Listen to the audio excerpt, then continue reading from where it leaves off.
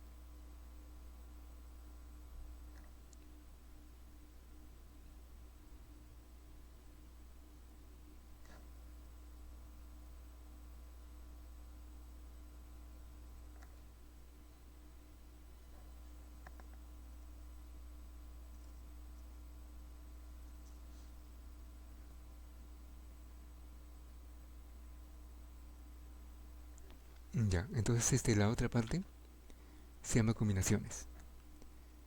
Entonces en las combinaciones dice que si el orden en los objetos seleccionados no es importante, no, o sea, cualquier orden podemos adoptar siempre y cuando eh, tome los elementos, ¿no? ¿No? Entonces en ese caso pues eh, se llama combinación y su simbología ya no es P, no, sino es C. También con el orden de los índices que tomamos ahí en la permutación. Entonces su definición, ¿no? Se denomina combinaciones de K objetos que se pueden tomar de n objetos totales sin tener en cuenta el orden de los mismos, ¿no? O sea, el hecho pues que haya escogido, por ejemplo, el A, C y F y no, no primero el F, el A y el C, ¿no? Él lo toma como igual, ¿no? O sea, para la combinación no interesa el orden. Bien, entonces eso quiere decir que el número posible de intentos se va a simplificar, ya que el orden no va a importar. No, por eso ven ahí un nuevo factor que le va a quitar el valor total que vimos en la permutación, ¿no? Y ese valor sería el K.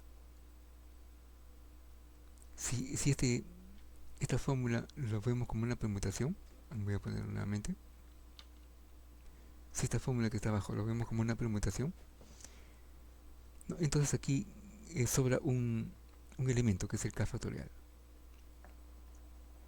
¿no? Mientras que el n factorial y abajo en el denominador el e menos k, todo eso factorial, pertenecen a la permutación. Aquí se aumentó un término más, ¿no? Y ese aumento va a estar en el denominador, o sea, quiere decir que lo está dividiendo. ¿No? Y el hecho de que lo está dividiendo lo va a hacer más pequeño, o sea, quiere decir que lo va a reducir. No, por lo tanto, siempre la combinación pues es menor que la permutación, ¿no? Y eso se debe pues al hecho, ¿no? De que considera igual el orden como se haya tomado. Y ese ya no va a ser un elemento más, un orden distinto, ¿no? Sino va a ser el mismo. O sea, es, lo va a resumir prácticamente. Entonces, para ilustrar esto, ahí tomamos el ejemplo. Si los ejecutivos, digamos, Abel, Weiss y Chaunke, han de ser elegidos como un comité para negociar una fusión de empresas, entonces solo existe una convención posible de esos tres, ¿no? Así escoja primero a Weiss, luego a Abel y luego a Chauns. No siempre van a ser escogidos los mismos.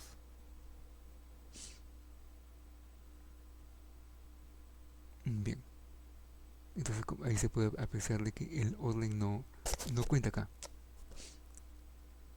¿no? Así ha escogido el último como primero, ¿no? O el intermedio como el primero, no va a interesar porque siempre van a intervenir los tres. ¿no? Entonces el comité siempre va a incluir los tres, ¿no? Y como van a estar los tres, naturalmente es, sería redundante, ¿no? Contar las demás posibilidades, porque siempre va a ir los mismos. Bien, entonces aquí pues lo que se hizo fue eso, ¿no? Aplicar nuestra combinatoria, ¿no? El total de elementos que son tres, los números ejecutivos, todo eso dividido entre cada que es el número ejecutivo que voy a tomar, que son la misma cantidad, o sea, 3 multiplicado también el denominador por n menos k, ¿no? Que es cero, ya que son los mismos. Bien, entonces voy a tener 3 factorial arriba, 3 factorial abajo, porque el factorial de 0 es 1, y me queda solamente una manera, ¿no? Entonces ahí se puede apreciar de que solamente existe una forma de poder escoger al, a los tres, ¿no? Que van a representar para para dicho evento.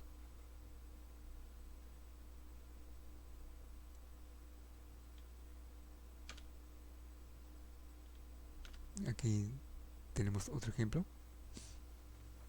Dice que hay 12 jugadores en el equipo de, digamos, básquet, y digamos en una institución. El director técnico, no llamado con ese nombre, Tomás Pérez, debe escoger 5 jugadores, ¿no? O sea, este problema se diferencia al anterior. Aquí en el anterior, del número de elementos total que existía, tomamos todos. O sea, los tres, ¿no?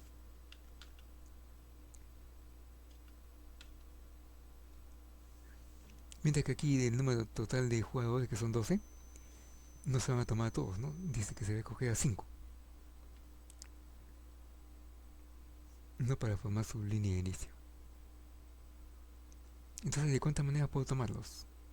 Esos 5 jugadores de los 12. Bien, entonces cada uno pues no tiene su número en su camiseta, ¿no? Están numerados, ¿no? Y los puedo llamar según un orden, ¿no? Correspondiente.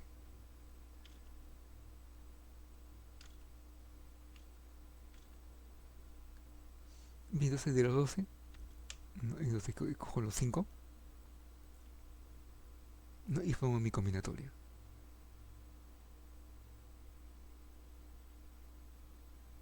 Entonces lógicamente pues aquí si cada elemento es, es importante que sea diferente, ¿no? Porque no todos los jugadores son iguales, ¿no? Unos tienen un nivel competitivo mejor que el otro, ¿no? Y debe ser considerado pues el orden, ¿no? Hay jugadores estrellas, ¿no? Y otros que son de un poco más bajo, ¿no? Etcétera. Entonces es muy importante, ¿no? Entonces haciendo el cálculo correspondiente, ojo que aquí se utilizó el otro simbolismo, el que le estaba diciendo, ¿no? Ya no se utilizó el número n como superíndice, sino está puesto también en la línea de abajo, ¿no? Como otro subíndice, pero se ha puesto en el lado izquierdo, o sea, delante de la letra. No, lo cual, como le dije, es un simbolismo que también es válido, se puede utilizar.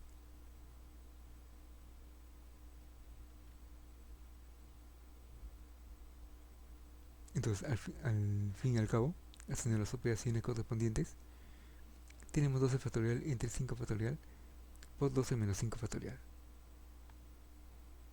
Entonces aquí pues lo que se recomienda hacer para simplificación es tomar el, el, el mayor factorial del denominador para poder hacer la simplificación, ¿no? O sea, en el denominador vamos a tener 5 factorial y en el otro 12 menos 5 que es 7, 7 factorial. Entonces comparando entre 7 factorial y 5 factorial, el mayor sería el 7.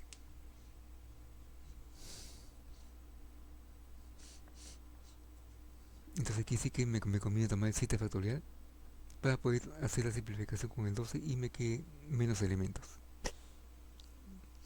Más sencillo, ¿no? Para poder eh, simplificar ya en forma global. Bien, entonces el 7 factorial pues del denominador al simplificarse con la cantidad de arriba nos va a dar 8 por, arriba nos va a quedar 8 por 9 por 10 por 11 y por 12, ¿no? 5 números.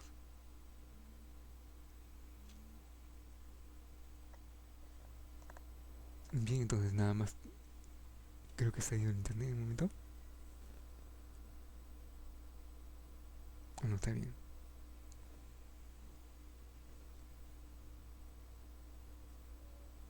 Ya. Ya, entonces al hacer los cálculos correspondientes de producto, ¿no? Ya pues se llega a la conclusión, ¿no? De que nos da 792.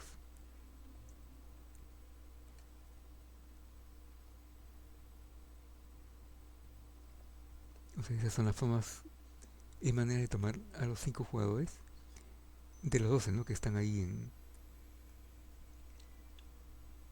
en el equipo total, ¿no? De los N, que son 12.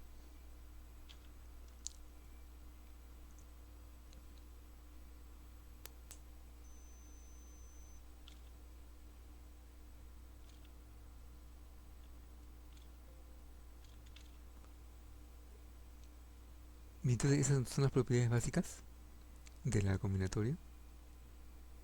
Sabemos que las combinatorias extremas, o sea, la primera y la última, siempre nos da una, ¿no?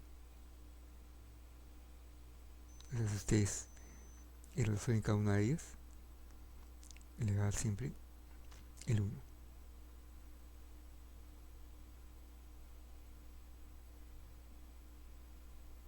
La combinatoria la podemos obtener para diferentes K, ¿no? O sea, de los n elementos en total que tenemos, el K no solamente puede ser, pues, digamos, un elemento extremo, sino puede ser también intermedio, ¿no? Entonces, ese elemento intermedio no quiere decir que esté exactamente a la mitad, ¿no? Sino que esté dentro de, entre el menor y el mayor, ¿no? O sea, quiere decir que ahí existe un punto medio, ¿no?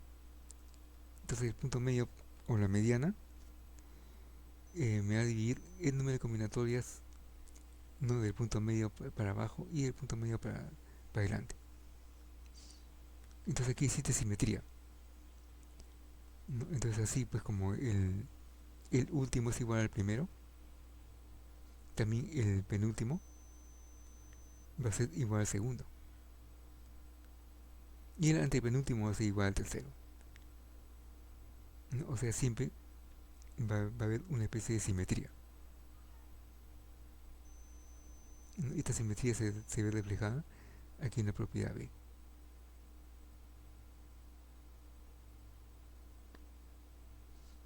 Bien, entonces esta es otra propiedad en la C, que si tenemos las combinatorias, ¿no? Con el mismo número total de elementos,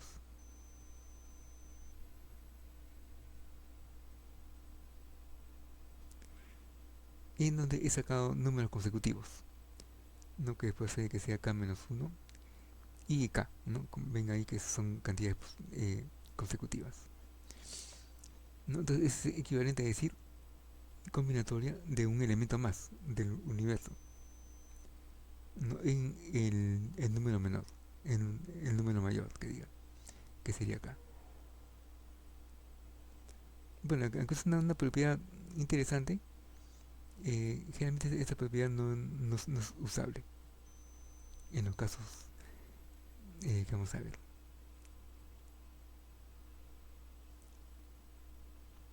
Y aquí en AD, si hacemos ese cálculo de invertir los subíndices y superíndices de la combinatoria,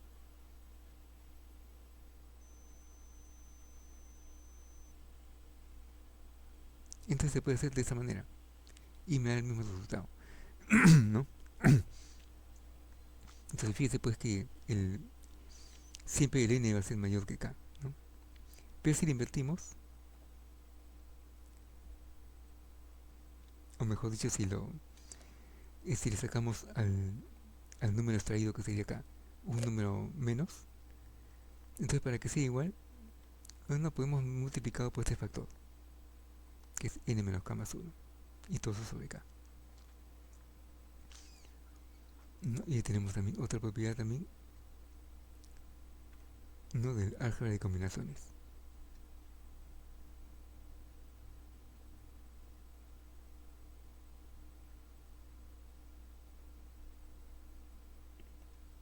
Y la propiedad E nos dice que la sumatoria de todas las combinaciones, ¿no? En que puede variar el k, es decir, del número inicial que es 0 hasta n, y la sumamos y nos da siempre una potencia de 2.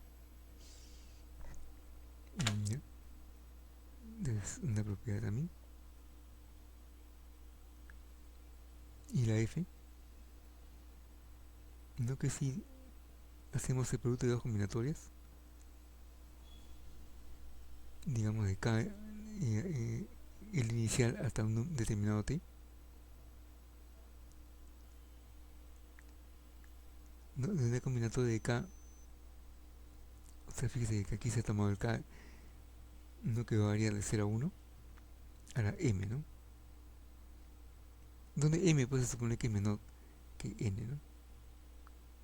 Siempre aquí el número mayor es para n, ¿no? Aplicado pues en t menos k elementos. O sea, se hacen los productos y se suman todos ellos conforme va variando el k, y no va a dar esa terminología, ¿no?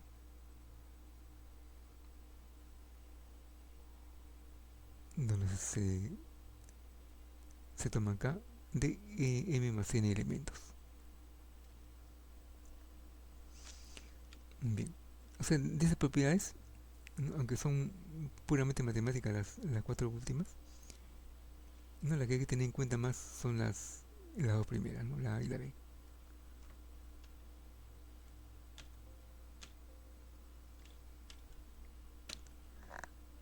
Entonces el Excel pues tiene también la facilidad de poder hacer los cálculos directamente, no sin necesidad puede hacer el cálculo así manualmente en la calculadora, ¿no?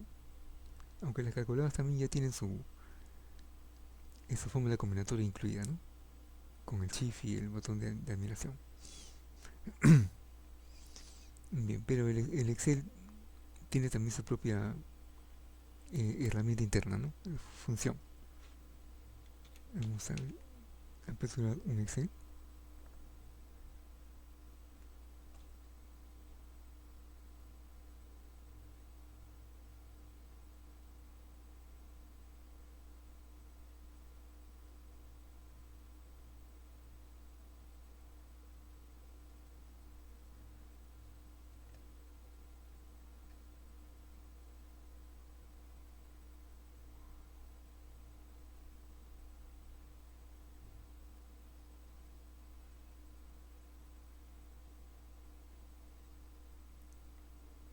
Entonces también existe un conjunto de ejercicios.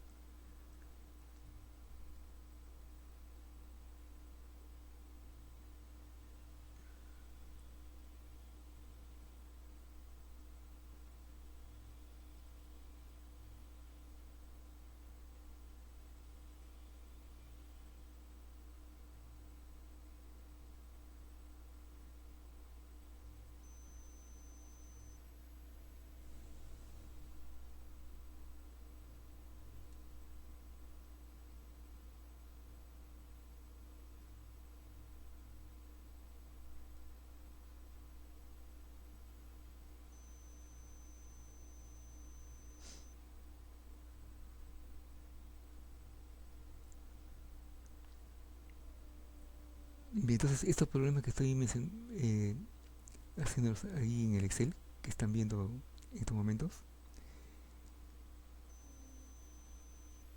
vienen de un conjunto de ejercicios.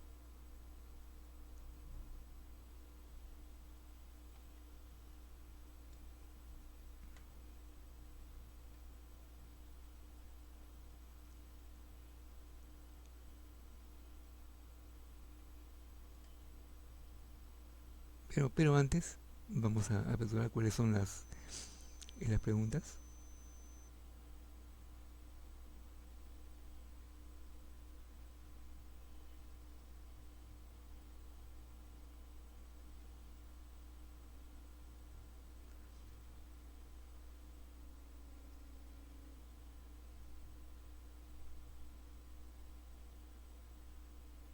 Ya ahí tenemos un bloque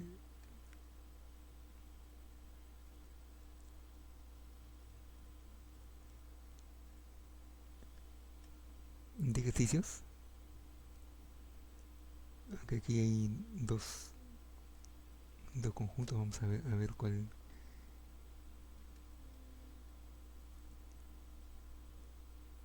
Sí, está bien, son similares, ¿no?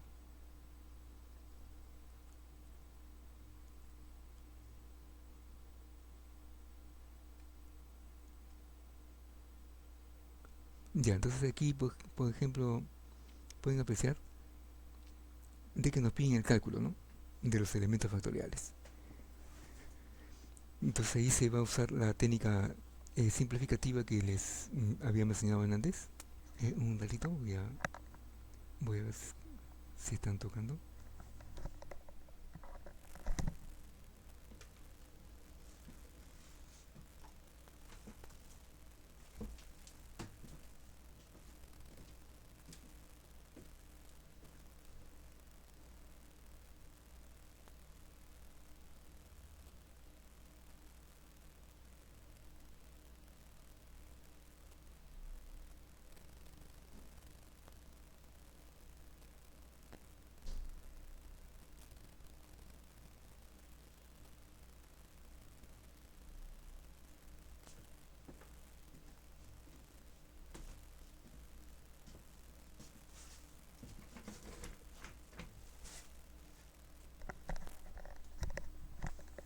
Ya, entonces ahí se puede apreciar de que nos están pidiendo la simplificación, ¿no? En el primer ejercicio.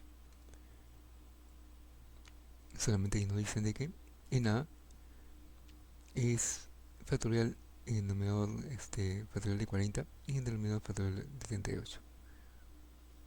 ¿No? Lo cual pues es un caso directo, ¿no?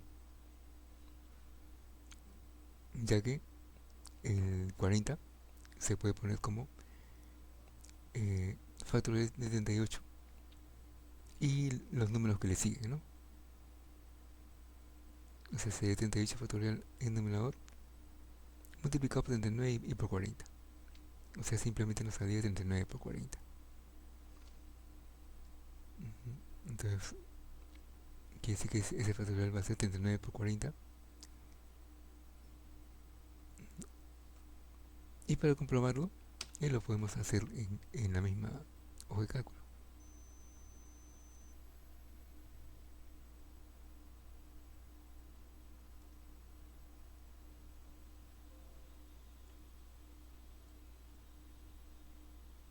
Vamos a hacerlo aquí al costadito.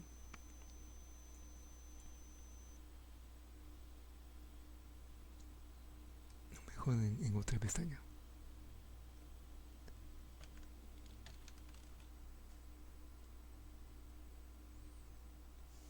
Ya, entonces como les decía, simplemente tenemos que hacer el producto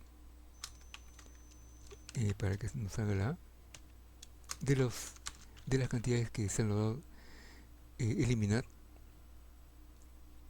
que sería 38 arriba y 38 abajo factorial. O sea, solamente nos quedaría 39 por 40. ¿No? Y nos quedaría pues 1560. Bien. Y si lo hacemos pues con el Excel, tenemos que hacer pues factorial de 40 entre factorial de 38. Y esas funciones lo tiene el Excel. No sé si ustedes ponen igual que para evocar cualquier fórmula interna que tiene el Excel, No, entonces tiene que poner fac. No, si yo escribo fac, automáticamente se va a activar ahí la función fac, no como pueden ahí apreciar. ¿Y qué nos pide ese fac? El número que queremos sacar su factorial, el cual es 40. Y van a ver que ese número pues es bastante grande, ¿no? Inclusive lo da pues en su forma científica, ¿no? Es con 10 elevado a la 47. Lo mismo el de abajo, ¿no? Es un poquito menos, pero también es un número grande, ¿no? Entonces si le hacemos pues factorial de 38, también nos da un número grande, un poquito menos que el anterior, pero también es grande. Bien, entonces si esta división lo quieren hacer, nada más hay que dividirla, ¿no? Sería pues el numerador entre el denominador.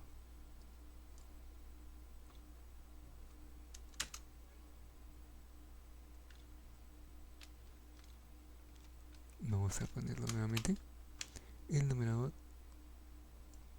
entre el denominador. Y no hacer la misma cantidad, ¿no? Así en una forma paso por paso, ¿no? Primero aplico el numerador de arriba, luego el numerador de abajo, y luego no esa cantidad, ¿no? Mientras que ese método práctico, no de simplificar los números que se le parecen, es más directo, ¿no? Porque aquí se simplifica 38 con el 38 de arriba, que se pueda poner que es parte del factorial de 40, ¿no? Y nos sobraría nada más 39 por 40. Mientras que aquí pues tenemos que hacer el cálculo de cantidades grandes, ¿no? Factorial de 40 pues es una cantidad muy excesiva grande. Igualmente en el denominador, para que recién una vez dividida nos salga la cantidad, ¿no? Entonces es el método pasivo.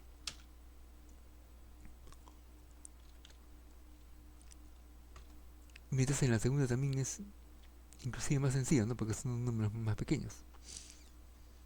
O sea, tengo factorial de arriba 6, de abajo que diga 6, y arriba factorial de 8, que lo puedo poner como factorial de 6 multiplicado por 7 y por 8.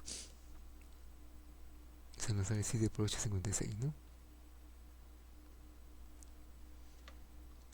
Entonces eso nada más va a ser 7 por 8.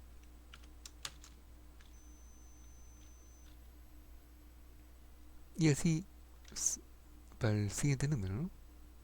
Que va a ser 15 factorial entre 10 factorial. Solamente que aquí en la parte que hace simplificar con la de arriba y la de abajo, nos va a quedar un conjunto un poco más grande, ¿no? Que el anterior. Las cuales van a ser 11, 12, 13, 14, 15 y 16. O sea, tenemos que multiplicar el 11 por 12, ¿no? Por 13, por 14 y por 15, ¿no? Y nos va a 360.360, ¿no?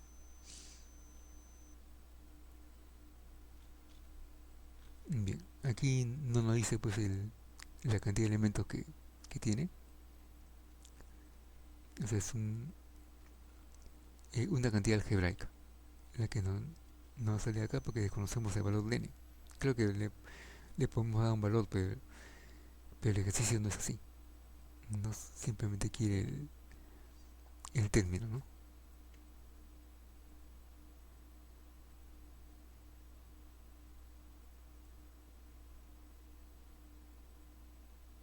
Al momento voy a...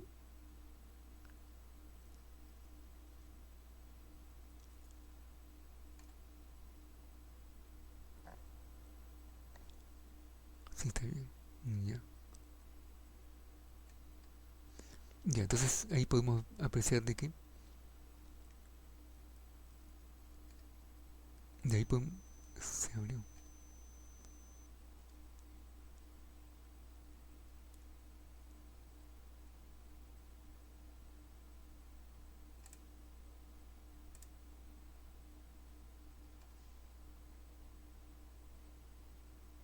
Ya, entonces como podemos apreciar, lo que tenemos ahí es un n-3 abajo, factorial, y arriba un n-1. Bien, entonces ese n factorial que está abajo, vamos a escribirlo acá,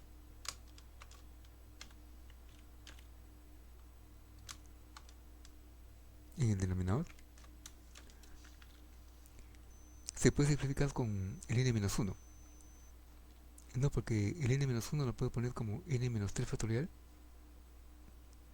¿no? Arriba en el numerador pueden apreciar de que nos piden n-1 factorial, el cual se puede escribir pues como un n-3 factorial, tal como está en la parte de abajo, que multiplica a un n-2, ¿no?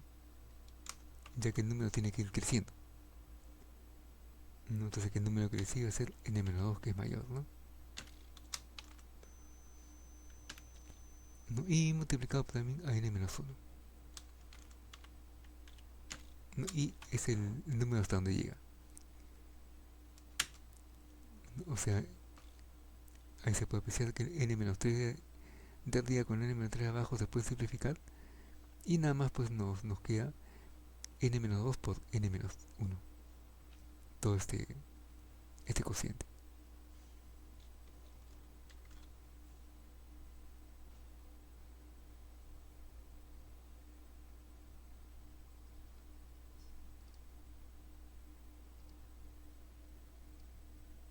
Entonces eso es lo que pedía, ¿no? El ejercicio.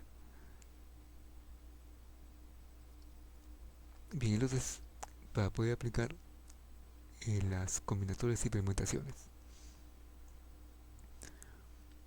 Bien, entonces aquí el Excel también tiene su fórmula directa para que nos salga la permutación y también la combinación. Y se llaman así, simplemente, ¿no? Ustedes lo pueden buscar con el signo igual y le digitan permutación y ahí lo van a encontrar. Entonces nos va a pedir dos parámetros, ¿no? Y vamos a hacerlo ahí mismo, ¿no? Donde estábamos haciendo. Entonces lo pegamos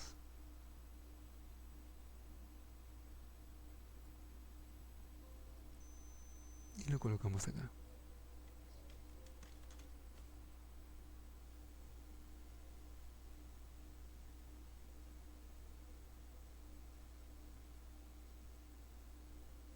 Entonces el primero pide la permutación. Y la permutación ya sabemos que es solamente dos números, ¿no? Uno en denominador y otro en denominador. O sea, 7 factorial entre 4 factorial. Y ese 4 factorial del denominador se puede simplificar con el de arriba. Y arriba nos queda lo que sobra, ¿no? Es decir, 5 por 6 por 7. Ya tenemos ahí la cantidad. Bien, entonces ese sería el método normal, ¿no? Pero si queremos utilizar aquí directamente la fórmula del Excel, vamos a escribir un poquito más grande. Si queremos utilizar aquí la fórmula del Excel, también lo tiene, como les dije, tiene que buscarlo ahí de la cantidad de fórmulas que tiene en la hoja de cálculo, ¿no? O sea, nada más buscarlo con su nombre, pero de permutación, ¿no? Y ahí está, permutaciones. Entonces cuando ustedes lo activan, la función nos va a dar el n y el r. Funciona bajo dos parámetros, ¿no? El n, que es el número supraíndice, y el tamaño va a ser el sub, subíndice, ¿no? Y en este caso el supraíndice va a ser 7 y el de abajo va a ser 4. No se va a ser 7 arriba y 4 abajo. El siguiente. Y no 840. Ese 840 es el producto que le estaba diciendo ahí, ¿no? O sea, al hacer 4 factorial abajo, Arriba vamos a tener 4 factorial por 5 factorial, 6, 7 y 8. O sea, va a quedar 5 por 6 y por 7. Ah, no, y faltó uno, ¿no? 4, repite.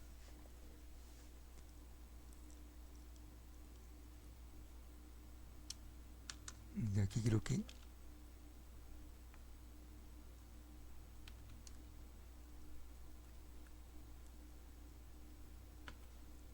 y aquí no coincidió, ¿no? Ya, porque la fórmula, como hemos dicho ahí en, el, en la diapositiva, es la resta, pues. Sí, sí, se me estaba yendo esto, ¿no? O sea, tenemos que indicarle esta expresión. Vamos a ponerla aquí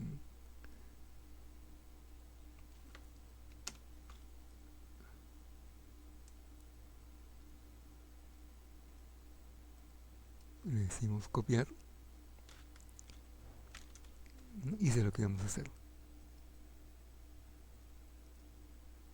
¿no? La fórmula de la permutación. Bien, entonces eso quiere decir que vamos a tener abajo 7 menos 4, ¿no? Y 7 menos 4 es 3. O sea, abajo vamos a tener 3 factorial. Y arriba 3 factorial por 4 por 5 por 6 por 7.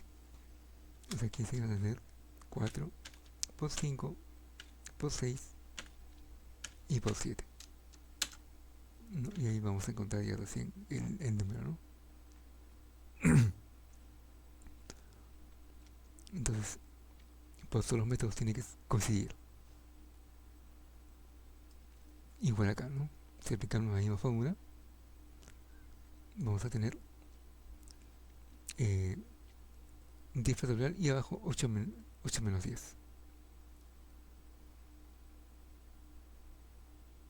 Y 8 menos 10 es 2. O sea, solamente vamos a tener abajo 2 factorial. Y arriba vamos a tener 3 por 4 por 5 por 6 por 7 por 8 por 9 y por 10. Muchos más números, ¿no? Entonces, es directamente, pues, mejor aplicar la fórmula, ¿no? Entonces, igualmente, pues, le damos permutación. Y le indicamos los dos números, ¿no? El 10 y el 8. Entonces, como ven, como es un producto de varios números, no un número grande.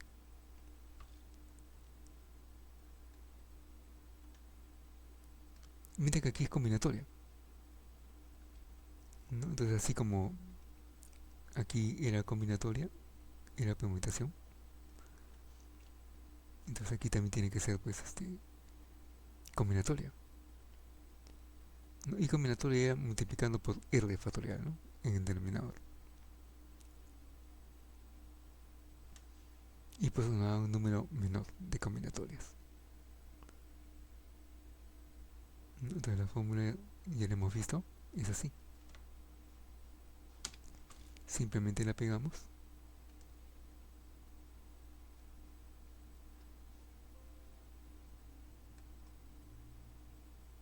y la ponemos aquí como referencia.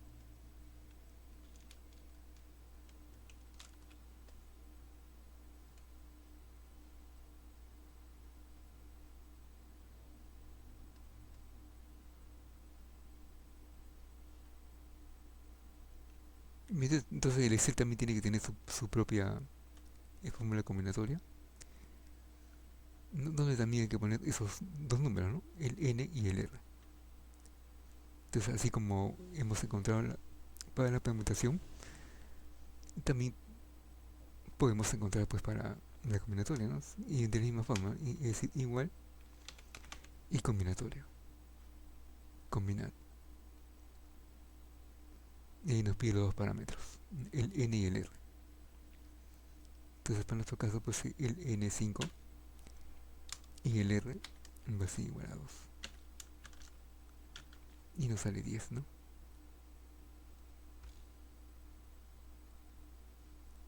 Similarmente, pues, para el segundo, para d, sino que va a ser de 7 en 3. Entonces, como es la misma fórmula, perdón, esa cantidad de acá es la misma, solamente con diferente parámetro, entonces la copiamos y le cambiamos de parámetro. Ya no va a ser de 5 a 2, sino va a ser de 7 a 3.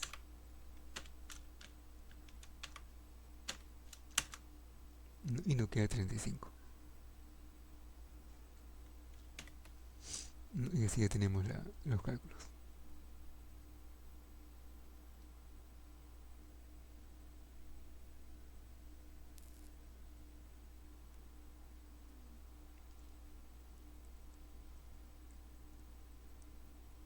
Bien, entonces aquí hay un problema 3 que nos indica eh, que 5 alumnos forman cola en la oficina de matrícula. ¿De cuántas formas diferentes pueden hacer la cola?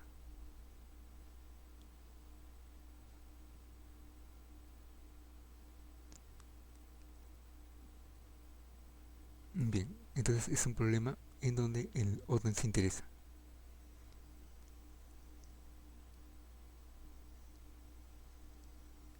Entonces si el orden se interesa,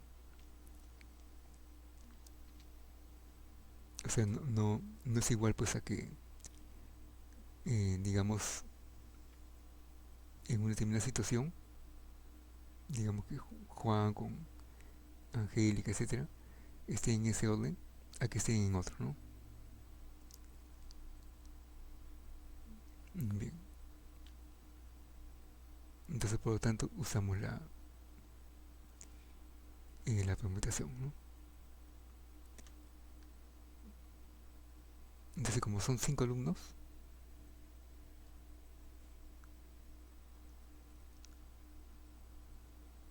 sería la permutación de 5 en 5, pues, ¿no?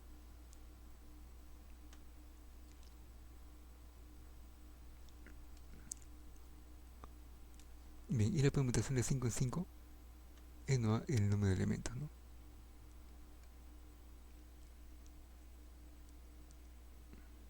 Este es otro problema.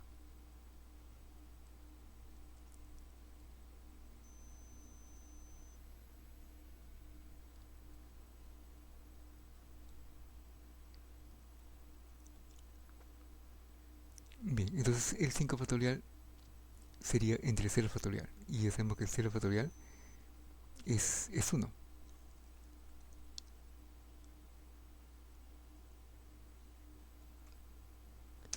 Entonces nada más aplicamos la expresión. Entonces vamos a copiar aquí el ejercicio.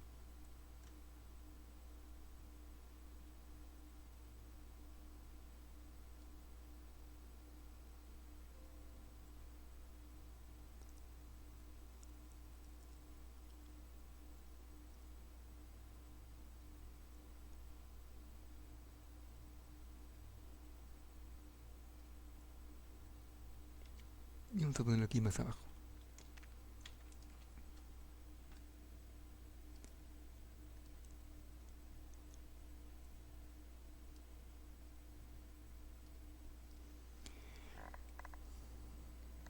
Ya entonces ahí ya podemos decir, ¿no?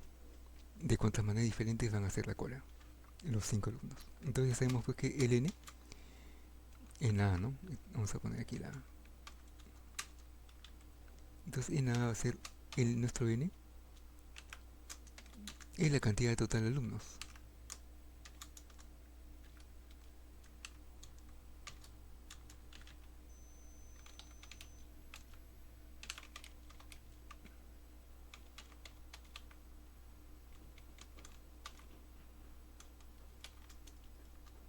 ¿No? Lo cual es 5, pues, ¿no? Y el R son los alumnos que se puede tomar del grupo. En este caso se toman todos, pues, ¿no? Que son los que te vienen en la cola.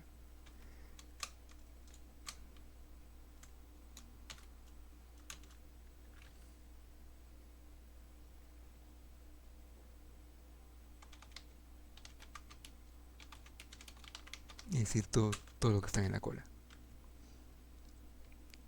¿no? Entonces, ¿qué caso sería? Permutación. ¿no? Entonces el orden sí interesa, ¿no?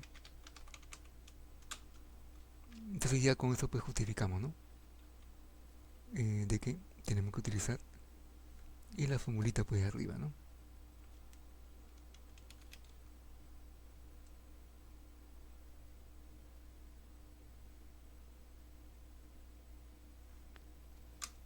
Bien, entonces decimos pues permutación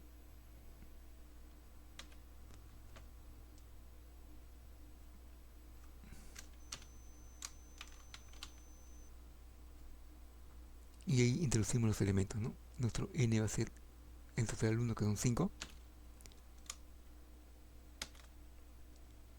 ¿no? Y sería n menos r, es decir, 5 menos 5, es 0 factorial, ¿no? No, ahí era 1, ¿no? Sí, sí.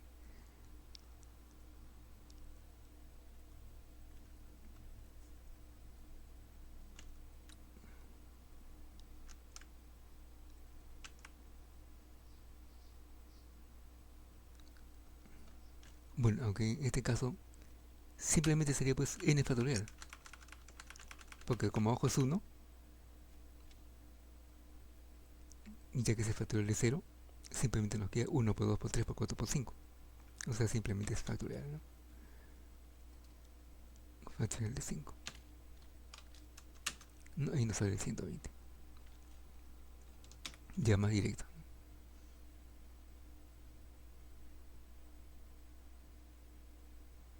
Claro que en la fórmula nada más le ponemos 5 en 5 nada más, y no al mismo ejemplo, ¿no? O sea, con la fórmula sería permutación y le ponemos 5 a 5. 5 y 5. Y no al mismo el resultado.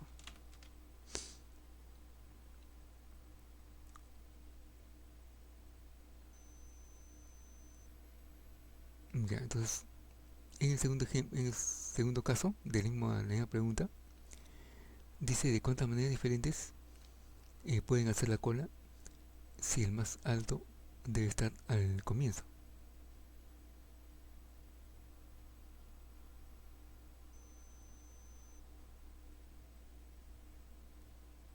Entonces, sería bueno hacer un pequeño gráfico.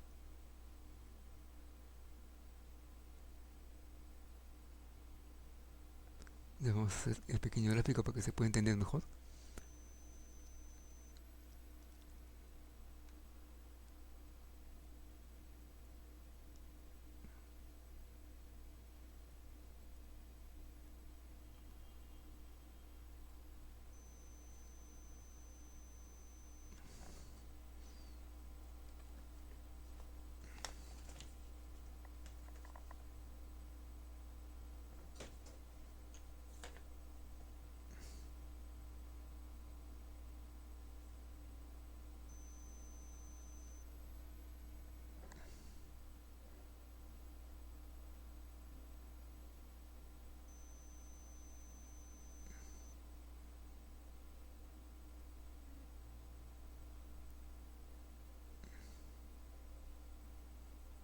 Entonces son 5 alumnos que están en la cola.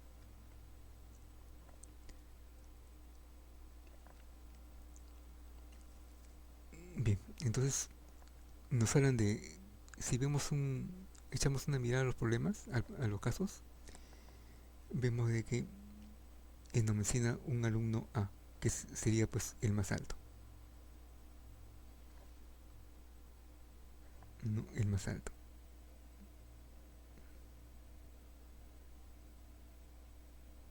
¿No? Si observamos otro punto más abajo, nos señala un alumno B, ¿no? Y ese alumno B sería el más bajo.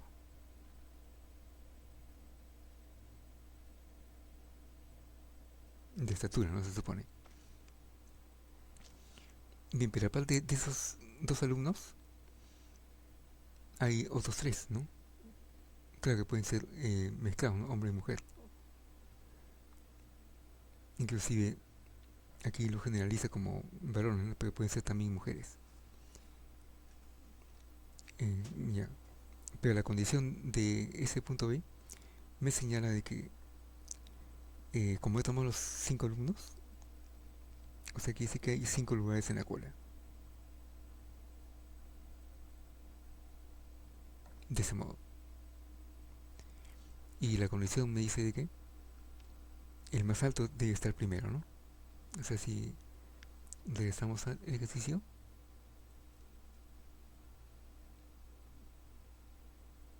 dice de cuántas maneras diferentes pueden hacer la cola si el más alto debe estar al comienzo.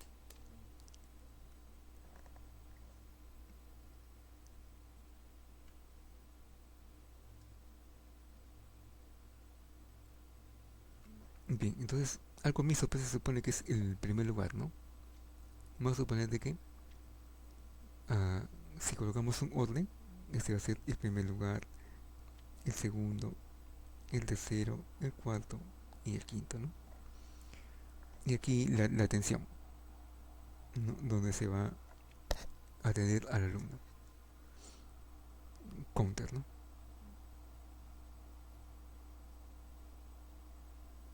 Counter. ¿Ya? Bien, entonces él dice que el primero debe ser el más alto. Es un experimento, ¿no? Claro que en la vida real ese tipo de manipulación, pues no es posible llevarlo a cabo en la realidad, ¿no?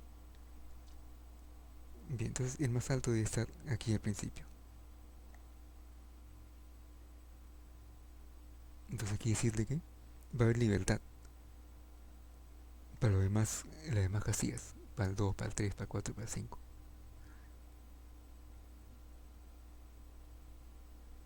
Bien, entonces lo único que se mantiene fijo es el lugar primero, uno, que debe estar el más alto.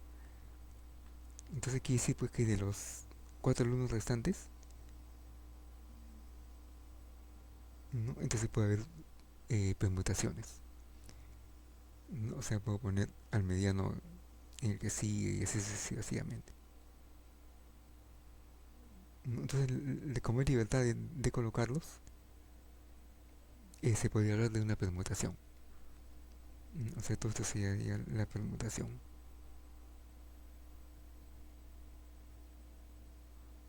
¿no? O sea, siempre el primero debe estar fijo y los restantes deben de cambiar, pueden cambiar, ¿no? Entonces, como es una permutación, pues sería el P de 4 en 4, ¿no? Ya que se toman esos 4 alumnos restantes, no para ordenarlos en 4 lugares, ¿no? Bien, entonces la permutación de 4 en 4 pues nos da pues 4, 1 por 2 por 3 por 4, ¿no? Ya que 4 menos 4 es 0, cuál está en el denominador. Bien, entonces eso sería pues para poder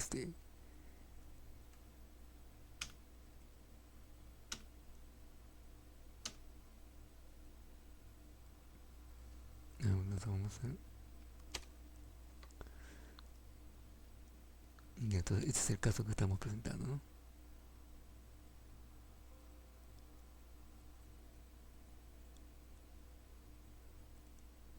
Sería el B.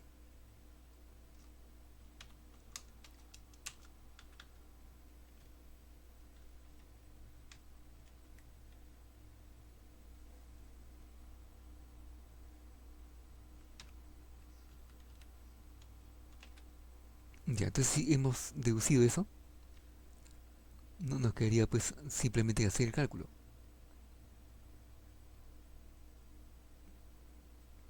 ¿no? Y el cálculo pues sería cuando n igual a 4 en la fórmula que hemos aplicado, ¿no? O sea, nos quedaría aquí permutación de 4 en 4, ¿no? Lo cual es pues simplemente es 1 por 2 por 3 por 4, ¿no? O sea, 24.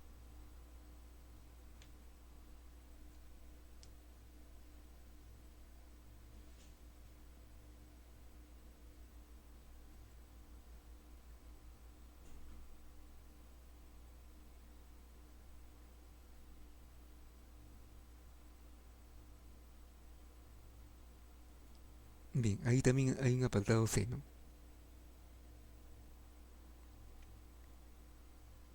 Primero vamos a pegar esto aquí.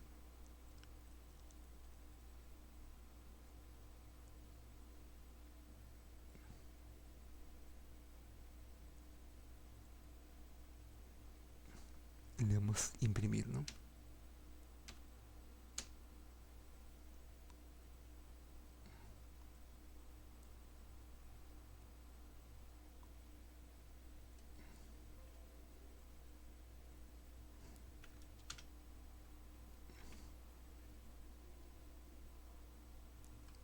Y entonces la terminología es el mismo, ¿no? O sea, nuestro n va a ser 4 y el r también va a ser 4.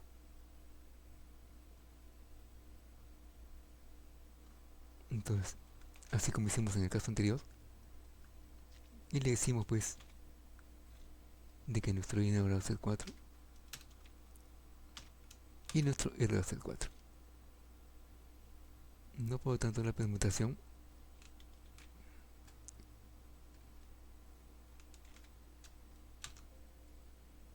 tal como hicimos en antes va a ser el 4 factorial, que es 24, ¿no? Vamos a ponerlo con fórmula y permutación de 4 en 4,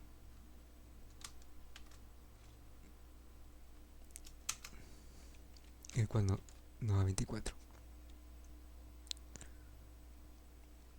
Bien, si vemos el caso B,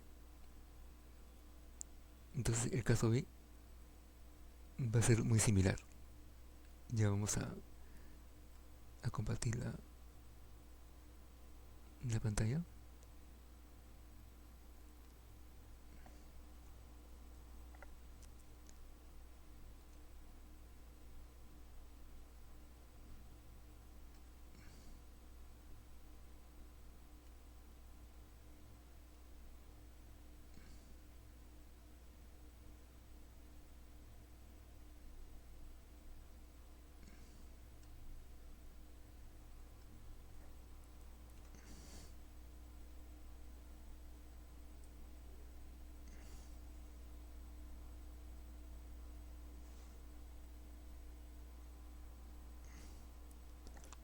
Y entonces ahí les he pegado, ¿no? El, el esquema que hicimos hace unos momentos. Entonces A es el más alto, el cual debe estar comandando, ¿no? O sea, debe estar primero. Y como nos quedan los 4 lugares restantes, entonces ahí ya puede haber libertad, ¿no?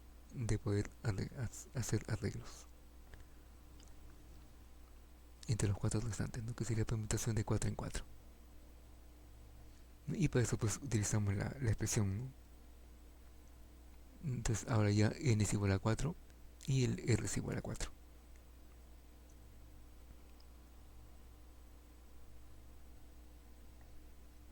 Y entonces, como lo estaba diciendo, hay otras subpreguntas. Entonces la otra subpregunta nos menciona de cuántas maneras diferentes puede hacer la cola si el más alto y el más bajo deben estar en extremos opuestos. Entonces ahí ya se reduce pues las libertades, ¿no? Porque ya está ocupando otro lugar más. No solamente el primero que lo ocupaba el alto, sino en los extremos.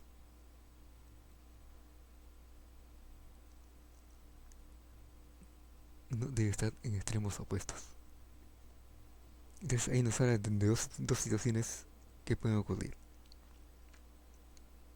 La primera situación es de que el alto esté primero y al último, en el otro extremo, esté el más bajo.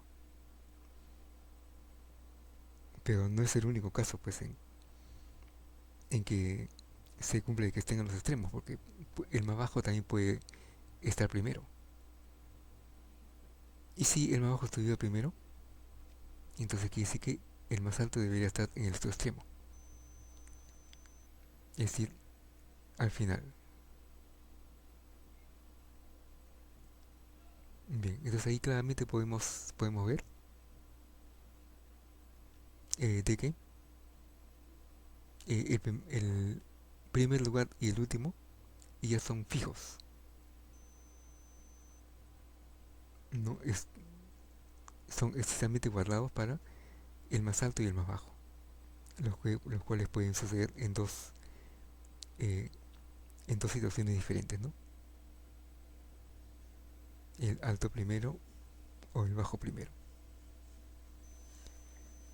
Bien, entonces solamente hay libertades para los tres restantes, ¿no? O sea, las tallas intermedias. Entonces ya estamos hablando pues, de permutaciones de esos tres sobrantes.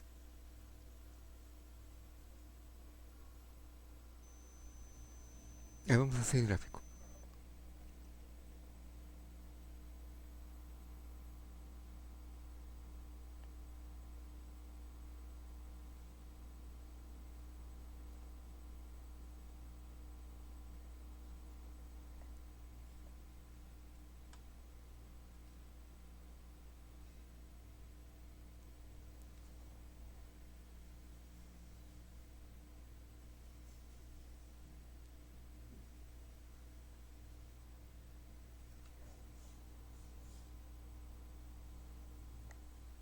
Ya, entonces ahí estamos viendo de que solamente estamos hablando de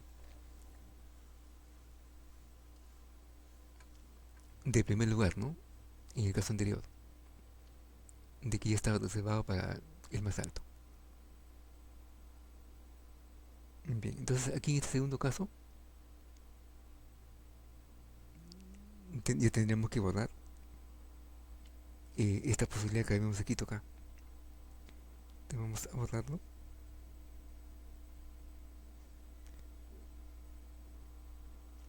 con lo que habíamos escrito anteriormente, ¿no? Bien, entonces o puede ser que ocurra así, ¿no? De que el más alto esté primero y el más bajo sea el último. Pero puede ser también lo contrario. Y lo contrario que me dice,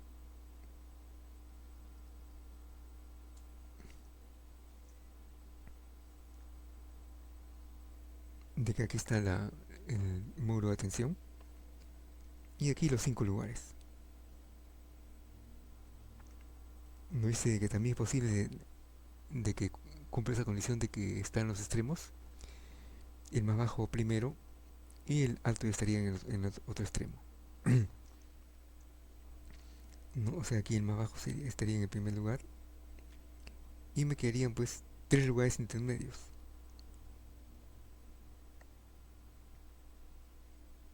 O sea, aquí dice de que ya tengo aquí dos posibilidades que tienen que presentarse obligatoriamente. Uno de que estén en los extremos, el más alto y el más bajo. O sea, ahí tenemos dos posibilidades. De que el más alto esté primero o el más bajo esté primero. Bien, pero ¿y en esos lugares intermedios qué va a pasar? De que hay libertad también de poder ordenar a los alumnos restantes.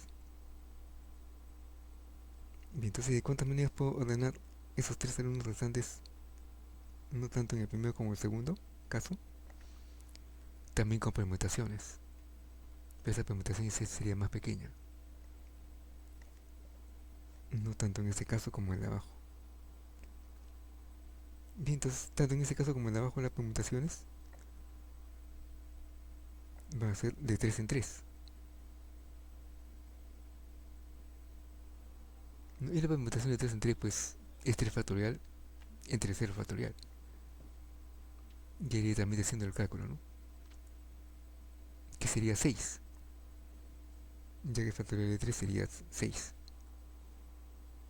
Entonces sumaría 6. Bien, pero 6 en donde, arriba o abajo. En ambos. 6 arriba, o sea, permutación de 3 en 3 y también abajo, ¿no?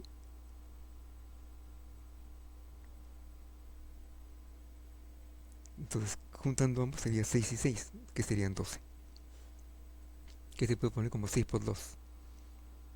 No sé, las dos posibilidades de los extremos, multiplicado pues a lo que puede ocurrir en la parte intermedia, ¿no? Entonces, eso quiere decir que total sería 6 por 2, ¿no? Igual a 12.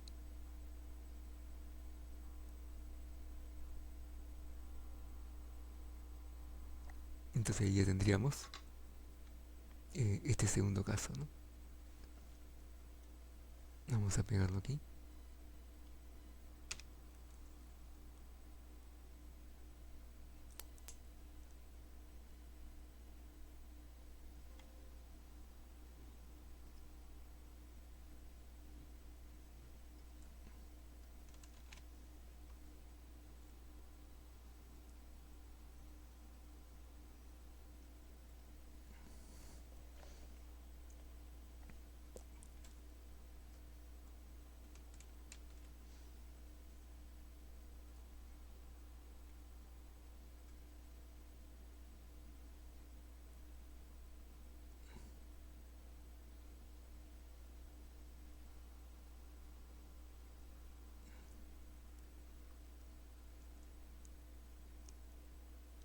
Bien, entonces ahí tenemos un caso D. Entonces el caso D nos da otra posibilidad de que puede ocurrir, ¿no? Vamos a borrar esto.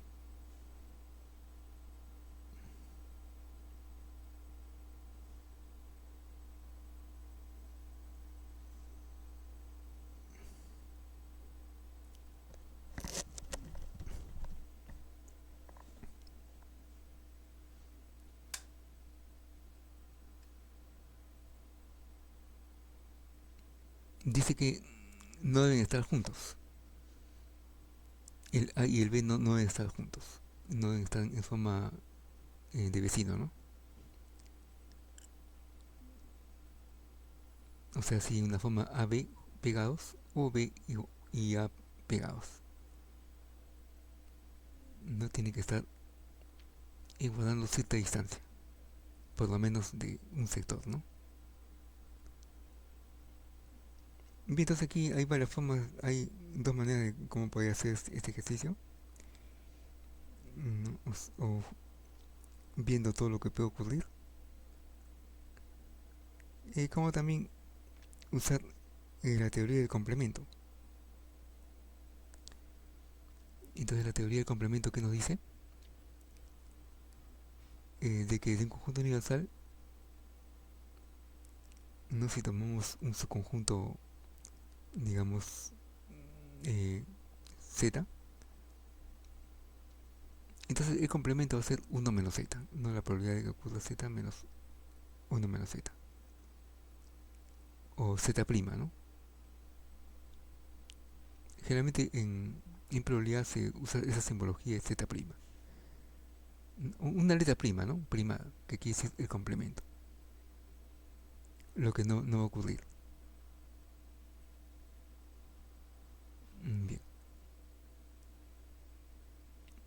Entonces si nos dice pues de que no deben estar juntos, vamos a llamarle esa situación C. Vamos a escribirlo acá.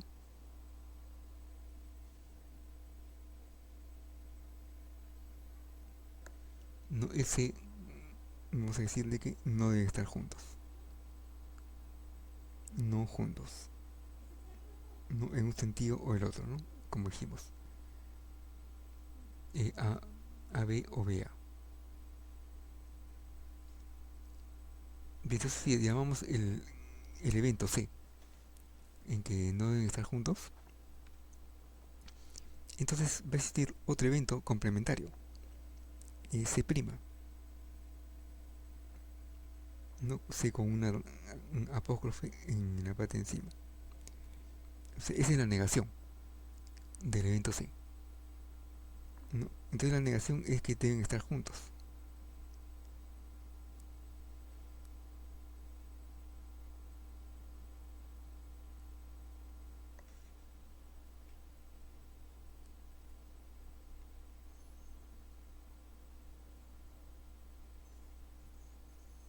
Bien. Entonces el conjunto universal, ¿no? Que es la herradura, no según la simbología que hemos visto, ¿no? ¿No? Va a ser la suma de esos. ¿Y cuál es la suma de esos? El C y el C'. ¿No? O sea, la posibilidad de que estén juntos más la posibilidad de que no estén juntos. Y si hablamos de probabilidad, no sería un cociente, ¿no? Aunque aquí no nos piden la probabilidad.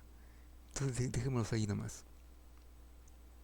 Solamente nos quedamos con eh, la probabilidad de que estén juntos. Entonces la probabilidad de que estén juntos quiere decir que estén pegados, ¿no es cierto? Entonces, un ejemplo sería el que voy a dibujar acá. Voy a borrar el gráfico anterior.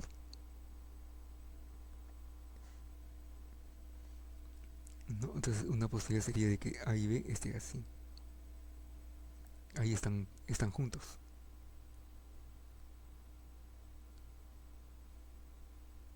Entonces el A y B formarían un solo bloque, ¿no? O sea, todo este A y B, ¿no? Serían como un solo bloque.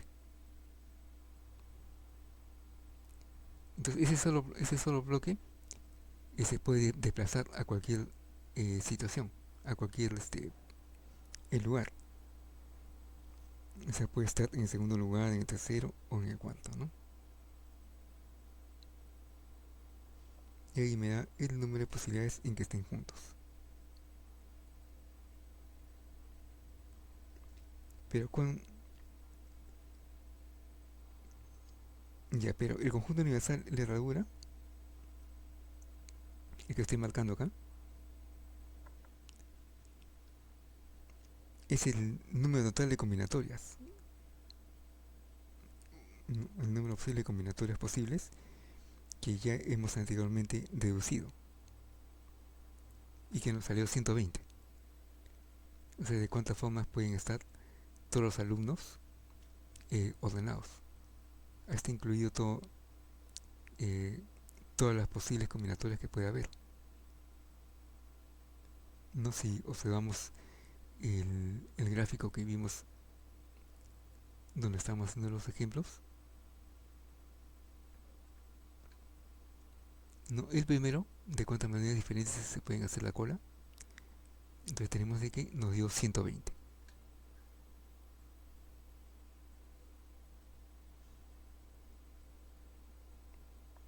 ¿No?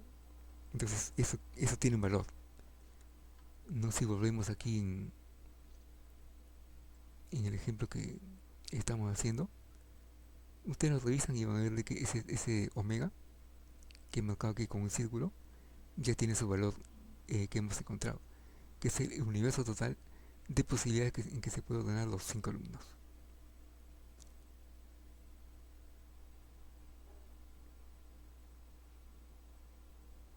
Bien, entonces ese universo total es 120. O sea, esto quiere decir que puede ponerse ese 120 como la suma, ¿no? De las posibilidades, ¿no? De todas las oraciones posibles cuando no están juntos que cuando estén juntos, ¿no? Bien, entonces como me interesa cuánto vale el C, ¿no? Entonces tendríamos que encontrar cuáles son esas posibilidades en que es posible en que estén juntos.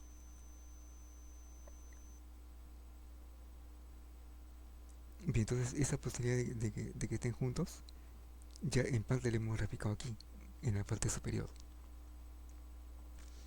¿no? Por ejemplo, aquí A y B están pegados, puede ser también B por A, pero no solamente pueden estar aquí en este primer lugar, pueden estar más a la derecha o en la parte final. Bien, entonces si estuvieran aquí en el primer lugar, se puede hacer como un bloque entero, ¿no? A y B, como un bloque, cumpliendo la condición, ¿no? De que estén pegados. Entonces quiere decir que va a haber libertad para los restantes, ¿no? Y ese restante es el 3 factorial, ¿no? Es la permutación de 3 en 3, que sería 6, ¿no?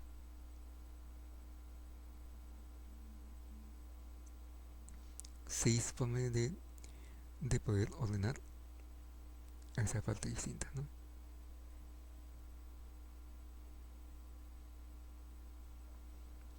Bien, pero si estuviera, por ejemplo, un lugar más a la derecha,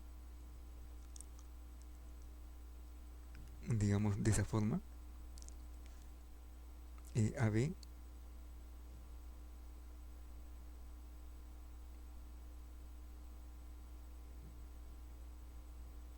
nos quedaría siempre 3 lugares distintos, en donde yo puedo ordenar a los 3 restantes.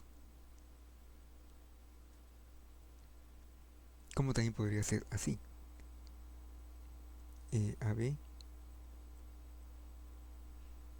y aquí ya tendría 2 casillas en blanco, ¿no? O sea, siempre guardando ahí el solo bloque, ¿no? Y por última instancia tendría de que estén en el otro extremo, ¿no? Aquí el A y el B, y me quedarían aquí 3 casillas en blanco, ¿no? De esas 3 formas se pueden ordenar, pero en todos ellos tendríamos las 3 casillas en blanco para que exista libertad de poder ordenarse a los restantes, ¿no? O sea, tanto en el primero que son 6, aquí también tendría 6, 6, 6.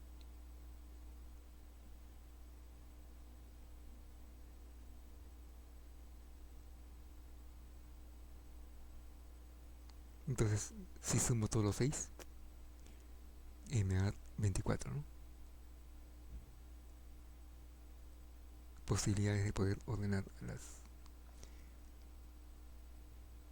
Bien, pero como ese AB también puede ser igual a BA, porque no es necesario de que sea en ese orden primero A y luego B, también podría ser como B, BA. Se cumpliría lo mismo, ¿no? Y también tendría 6 arriba, 6 más abajo, más y en los dos restantes que le restan, ¿no?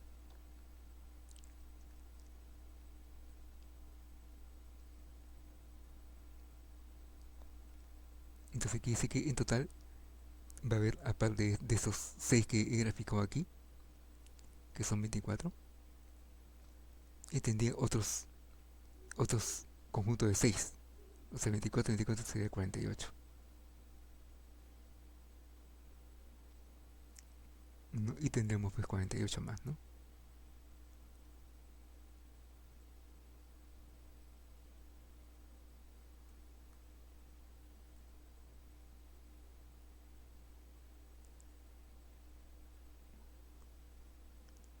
Bien, entonces ya sabemos que son 48 total, y las posibilidades que pueden ocurrir en el caso en que estén pegados.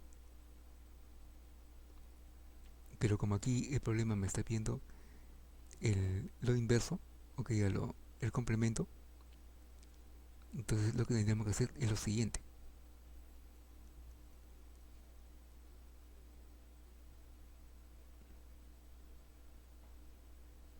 Aquí una falta de espacio. Em, vamos a borrar la parte de arriba, ya que está repetido.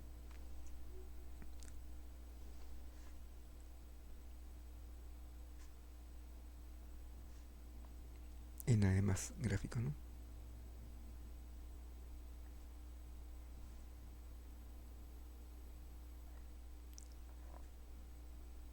Ya, entonces hemos llegado a la conclusión de que aquí en este caso en que AB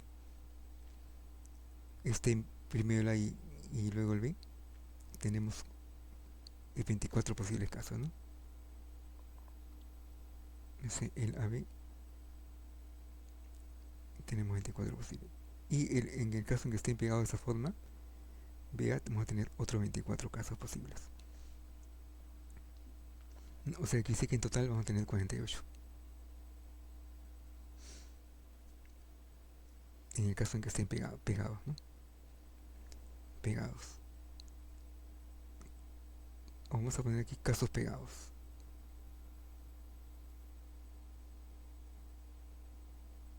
Caso estén pegados, ¿no?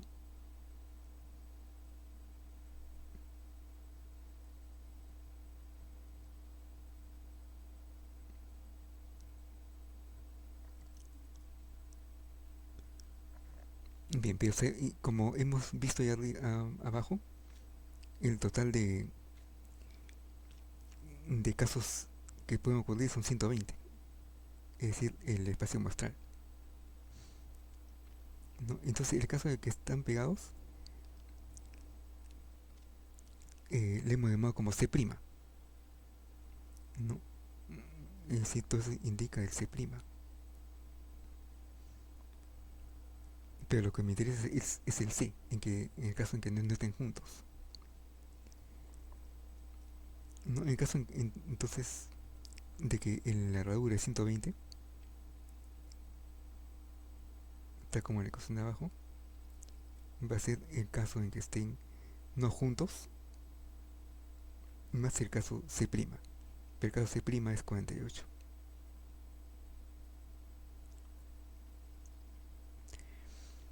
Bien, entonces si en esta ecuación yo despejo el C, entonces el 48 va a pasar a restar,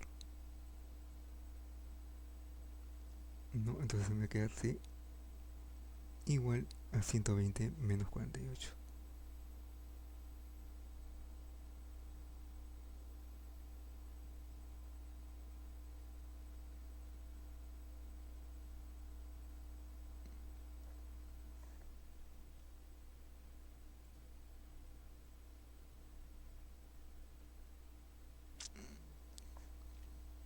Y el otro va a ser 7, ¿no? 72. Entonces quiere decir que va a haber 72 situaciones en el caso en que no estén pegados. No tal como lo indicamos. O sea, no juntos, ¿no?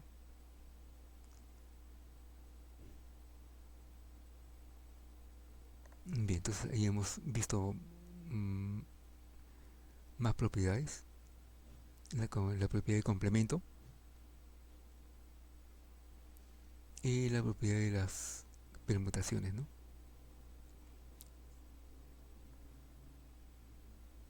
Bien.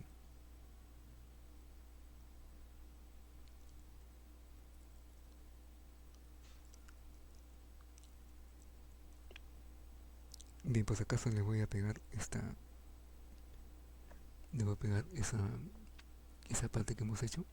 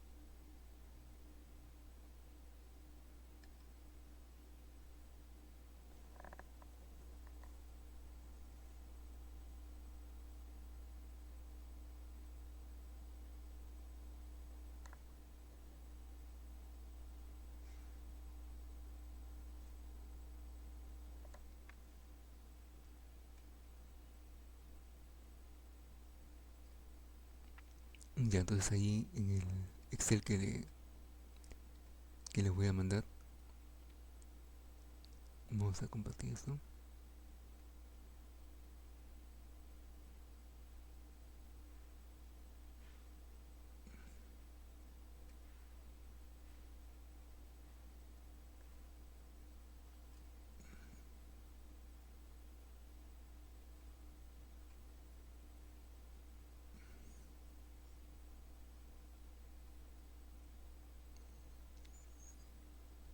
Ya, entonces ahí en el Excel estaba pegando lo que hemos indicado, el C y el D, ¿no?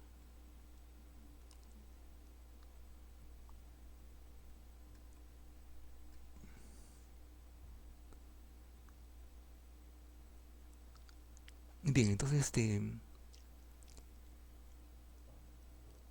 vamos a indicar algunas propiedades que nos faltó ahí no, porque esa técnica de conteo es una técnica intermedia, no para poder hacer algunos cálculos probabilísticos, ya que si ustedes revisan bien la diapositiva que les puse, se usan estas técnicas de conteo, ¿no? En algunas fórmulas que hemos visto ahí en los teoremas que se ha puesto ahí en la diapositiva, les voy a mostrar nuevamente.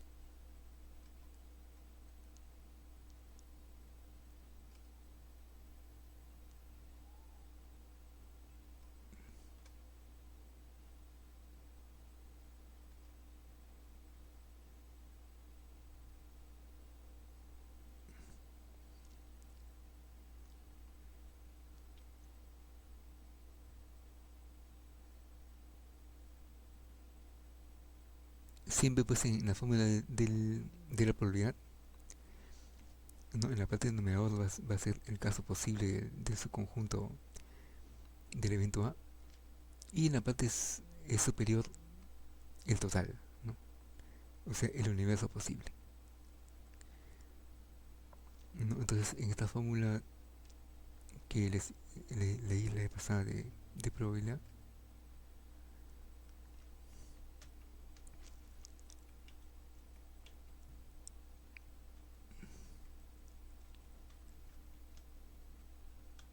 ya hemos visto las reglas, ahí está. O sea, por ejemplo, ahí donde ve el n, por ejemplo, este es el caso de la probabilidad condicional,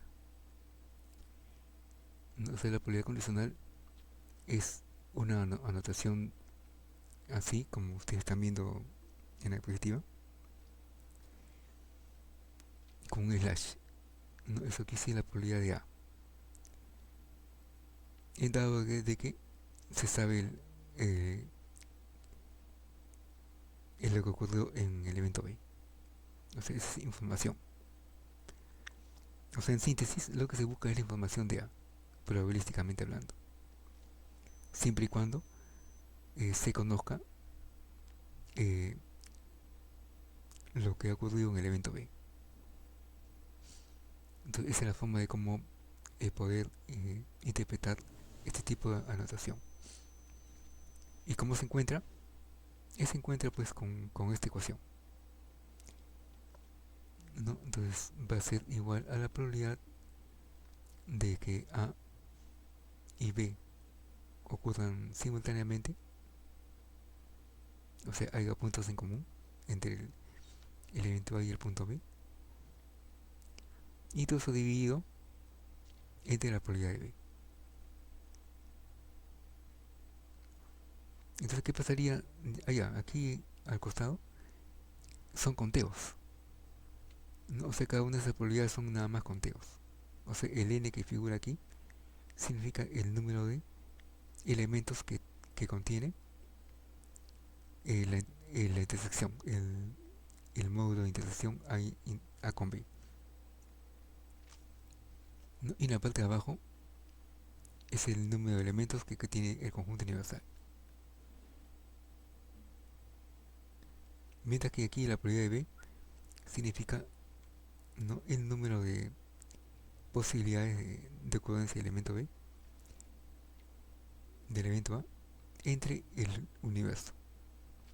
Entonces, como ahí tenemos dos cantidades repetidas en el numerador y en el denominador, se pueden simplificar por productos extremos, productos medios, la propiedad algebraica. Entonces nos va a quedar esos dos elementos, ¿no? Número de elementos que tiene el A intersección B entre el número de elementos que tiene nuestro B. Ya tenemos para encontrar la probabilidad condicional, ¿no? De A, dado que se conoce B. Bien, entonces, ¿cómo variaría esta fórmula?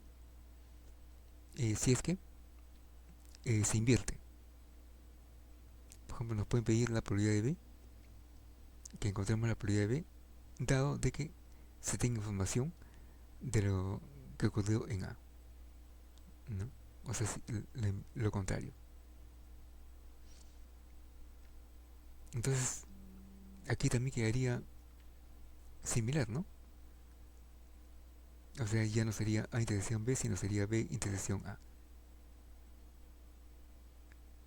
Y en la parte de abajo, ya no sería la probabilidad de B, sino sería la probabilidad de A.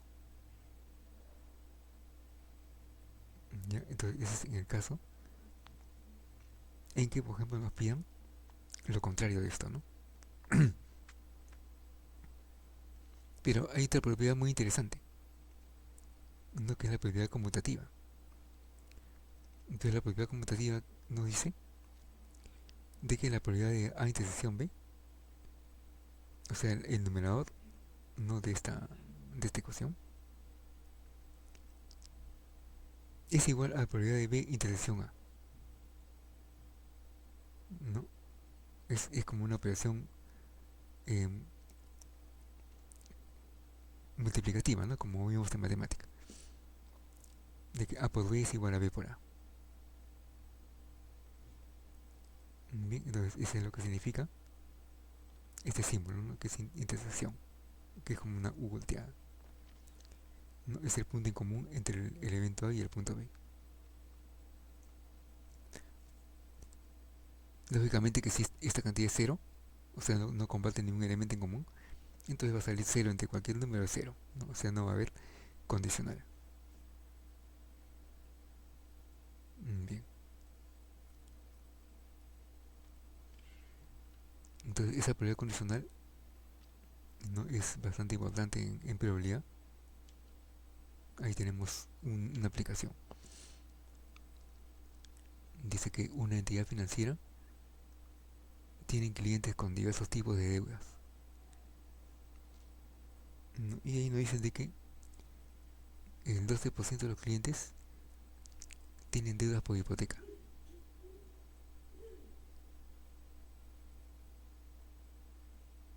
el 30% por préstamos, personales o comerciales. O sea, personales o comerciales lo considera como un bloque, ¿no? Y el 8% tienen los dos tipos de deudas, ¿no? Entonces ese O significa de que todo enrola a uno solo, ¿ya? Personales o deudas por préstamos personales o comerciales. El otro es por hipoteca. Pero hay otro sector que tiene ambos tipos, tanto personales como por hipoteca.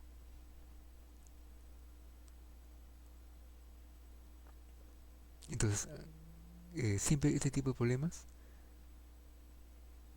probabilísticos hay que poner, hay que definir, ¿no? La variable. Claro, algunos dirán de que esto sale directamente y hay que reemplazar los datos y punto, ¿no? Y ya tenemos el resultado. Pero aquí también se va a calificar el procedimiento y en ese procedimiento tiene que estar la definición, ¿no? Aquí llaman A, aquí llaman B, ¿no? Por ejemplo, aquí A se le ha llamado a los clientes que tienen deudas eh, por, por préstamo, personales o comerciales. Y mientras que al otro, al B, son las que tienen deudas por hipoteca.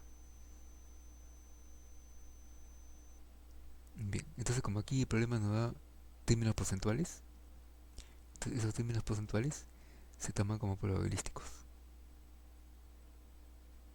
12%, ¿no? Que es 0.12, probabilísticamente hablando, ¿no? Y el 30%, ¿no?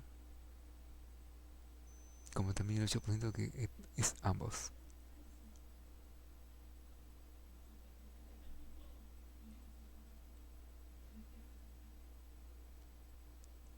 Bien, entonces ahí tenemos ya identificados los valores, ¿no? La probabilidad de que tienen deudas préstamos personales o comerciales son 30%.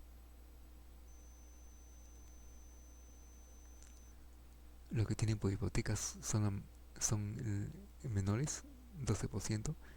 Y los que tienen ambos tipos que son menores, ¿no? Solamente el 8%.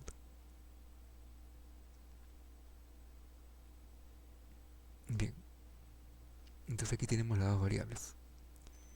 Y las dos variables, ¿no? Si hablamos en forma de conjuntos, ¿no? Entonces no son independientes,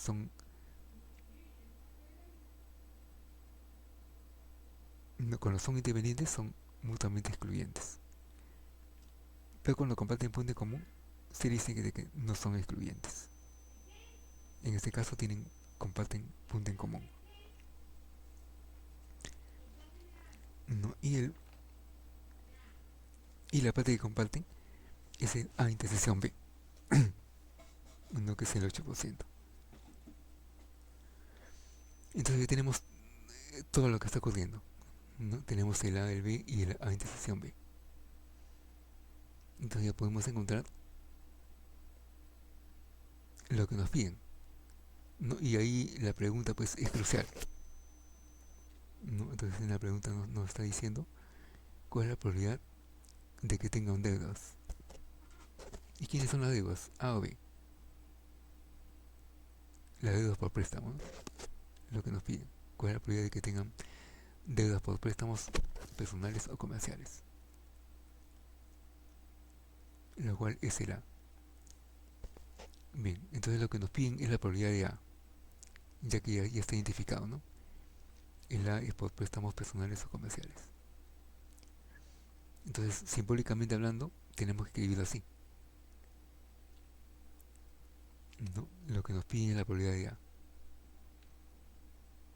Y de lo que se conoce es la probabilidad de B.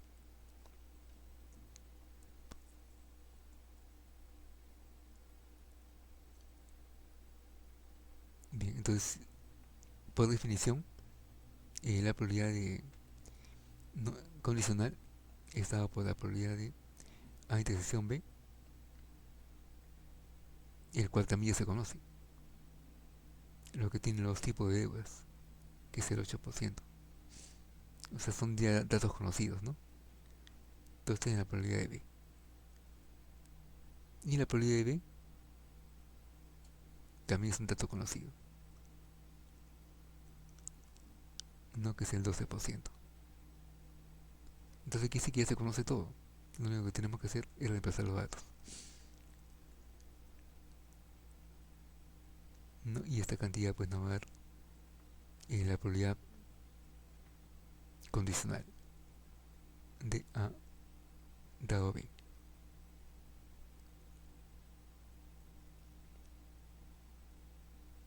Entonces, una pregunta complementaria a esta sería hallar la, la contraria, ¿no? A esta, tal como dijimos en antes, ¿no? ¿Y cuál sería esa contraria? De que encontremos la probabilidad de B dado A. Y la simbología sería lo contrario, ¿no? O sea, en el primer caso sería el B, porque es la probabilidad que nos están pidiendo, porque ahí habría que cambiarle en la pregunta, ¿no? Podríamos poner en la pregunta A, ¿cuál es la probabilidad de que tenga deudas extremas por préstamos o por préstamos comerciales? ¿No? Y la otra pregunta complementaria sería cuál es la probabilidad, ¿no?, de que tenga eh, deudas por hipoteca, ¿no? Bien, entonces esa probabilidad de que tenga deudas por hipoteca sería la probabilidad de B dado A. Entonces aquí sería pues la probabilidad de B intersección A, que como hemos dicho es lo mismo, ya que es una propiedad conmutativa, ¿no? Se puede escribir en diferente orden. A intersección B es igual a B intersección A. Entonces aquí sí que en el supuesto caso en que hubiera esta pregunta, el numerador continúa siendo el mismo.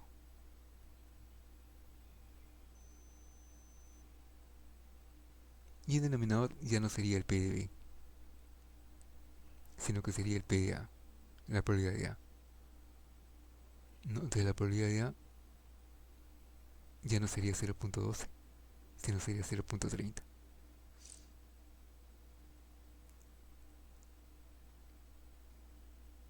Entonces nos quedaría pues el 0.08 entre 0.30, ¿no?, o 3. Y tendríamos la probabilidad de B dado A,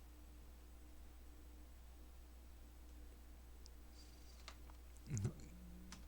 Entonces eso eh, es necesario saberlo, ¿no? La probabilidad conmutativa de la intersección.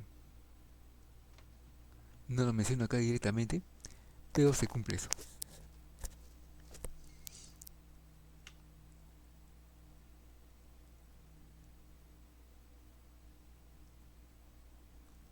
Bien, entonces así como vimos la regla de la adición, la suma de probabilidades, aquí también se puede definir una regla de la multiplicación. Entonces en la regla de multiplicación, ahí tenemos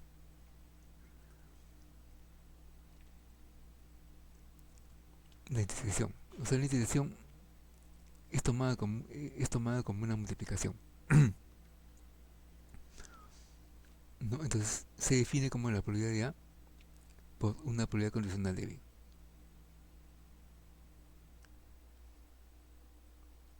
Entonces si nos dice cuál es la probabilidad de B intersección A, ese podría poner pues como la probabilidad de B dado la probabilidad de A dado B, ¿no?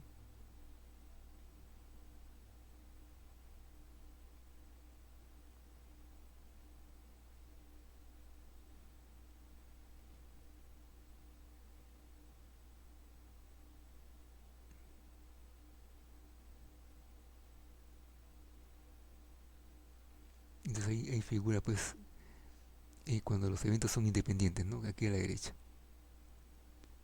Entonces cuando los eventos son independientes, la probabilidad condicional desaparece, porque las intersecciones no, ya dejarían de ser, ¿no? Las condicionales ya dejarían de ser, mejor dicho.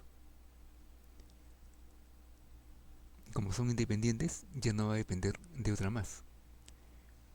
Por eso pues ya no se le escribe como B dado que ocurrió A, sino simplemente la probabilidad de B, ya que por el hecho de ser independiente, ¿no?, entonces ya no depende de otra. Entonces como el hecho de que ya no dependen una de la otra, ya dejaríamos pues de lado la anotación condicional, ¿no?, ya que son independientes.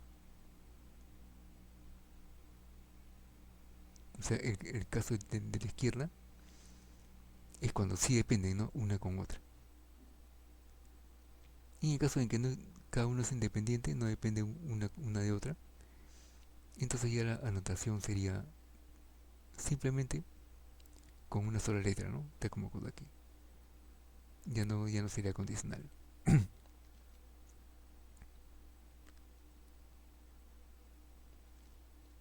Y aquí tenemos para tres, ¿no?, elementos. Así como en la regla de la suma también teníamos para tres eventos, aquí también para productos también existe algo similar, ¿no? Para productos de tres eventos. Bien, entonces aquí la fórmula es un poco más, extensa, ¿no? La probabilidad de la intersección de A1, A2, A3 es igual a la probabilidad de A1 multiplicado por la probabilidad de A2 dado que ocurrió A1 y multiplicado por la probabilidad de A3 dado que ocurrió A1 y también A2, ¿no? O sea, arrastra lo demás.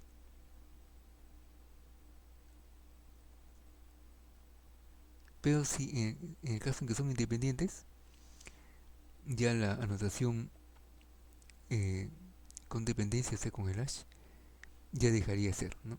Simplemente son directos. Entonces la propiedad en ese caso sería simplemente un producto directo, ¿no? PA, PB, PPC.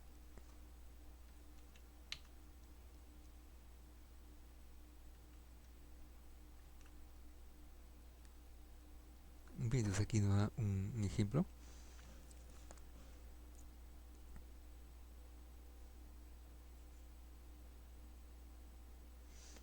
Dice que 10 rollos de película, por ejemplo, hay en una caja, de las cuales están defectuosos.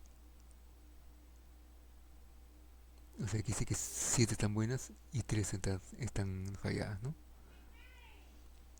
Se van a seleccionar 2 y la forma de poder extraerse esos dos elementos es uno después del otro. Entonces aquí la pregunta es, ¿cuál es la probabilidad de escoger un rollo con defectuosos? Es seguido también de defectuoso, ¿no? De otro que es defectuoso. Bien, entonces aquí sí hay dependencia porque la probabilidad va a variar, ¿no? O sea, si yo, por ejemplo, en una primera instancia escojo un defectuoso, entonces va a quedar menos defectuoso. O sea, va a haber más probabilidad de que el siguiente no sea defectuoso. Y si fue lo contrario, si escojo uno que está correcto en una primera instancia, entonces en la siguiente va a haber ligeramente más probabilidad de que sea defectuoso, ¿no? ¿Por qué? Porque hay un menos que, una unidad menos que no es defectuoso, ¿no? Entonces ahí nos podemos dar cuenta en forma intuitiva de de que este problema nos habla de la dependencia, ¿no? O sea, aquí dice que hay validez, ¿no? Y los eventos no son independientes, tienen cierta forma de dependencia.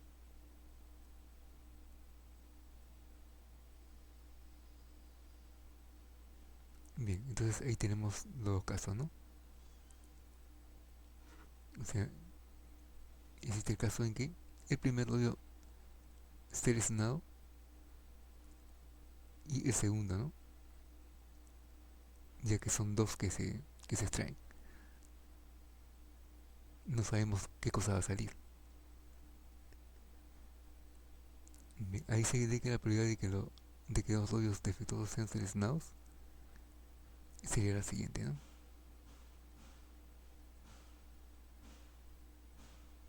O sea, ahí tenemos la nomenclatura, ¿no? A y B. Bien, entonces va a ser, según la teoría que hemos visto, ¿no? Va a ser la probabilidad de A multiplicado por la probabilidad de B dado de que ya ocurrió A. Bien, entonces el primer rollo, ¿no? Seleccionado. La probabilidad de que dos rollos sean deseleccionados sería la siguiente, de que los dos rollos sean defectuosos, ojo, ¿ya? ¿Y cuáles son? ¿Cuántos son los rollos defectuosos? Dice que son tres, ¿no? Entonces la probabilidad de que sean defectuosos son 3 entre el total de rollos que existen, son 3 10, ¿no? O sea, tenemos 3 décimos. Multiplicado por la probabilidad,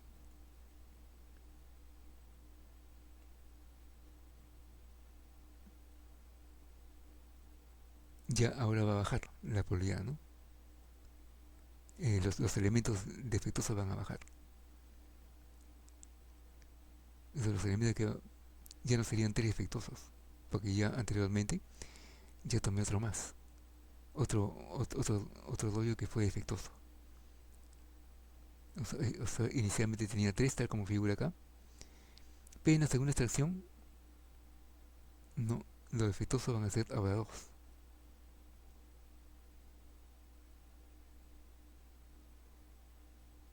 Y el total de rollos también va a bajar. Ya no sería 10, sino sería 9. Por lo tanto, no tendría que multiplicar estas dos cantidades y no a 6 sobre 90.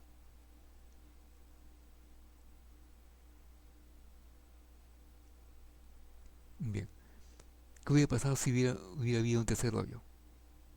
Un rollo C, ¿no? Y ella me pregunta cuál es la probabilidad de coger un rollo seguido de otra, de esta manera de que sean defectuosos todos. Entonces sí, habría que multiplicar otro elemento más aquí en este producto, ya que son 3 elementos que voy a escoger. Voy a seleccionar y lo que quiero saber es la probabilidad de que también sea defectuoso. Claro, es mucha conciencia de que los 3 me salgan defectuosos, ¿no? Saldría fuera de la realidad, aunque también está dentro de las posibilidades, ¿no? Bien, entonces, como tengo ahora otro rollo defectuoso menos, ya no serían 2, sino sería 1. Y como ya anteriormente he extraído dos rollos más, ¿no? Entonces del total 10 menos los 2 anteriores me quedaría 8, ¿no? O sea, sería por un octavo. Bien, entonces ya tenía ahí esa probabilidad, ¿no? Que me están pidiendo.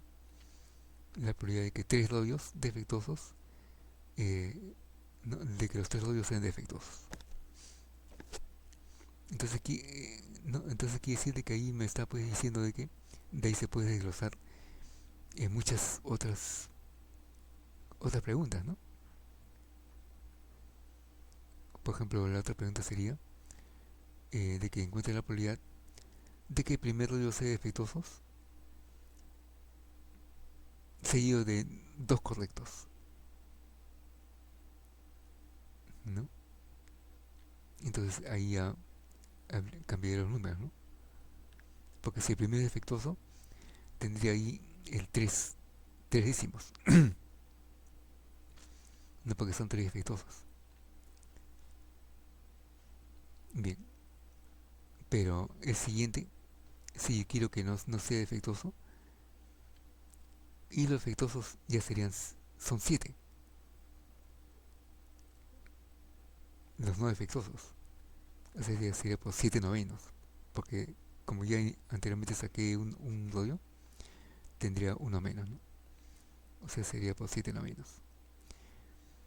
Y si el no, deseo de que no me salga defectuoso, sino bueno, sería ahora 6, porque ya anteriormente saqué uno que es bueno y me quería uno menos. 7 menos uno 6. Y en total, como tengo 2 rollos menos, ya sería entre 8,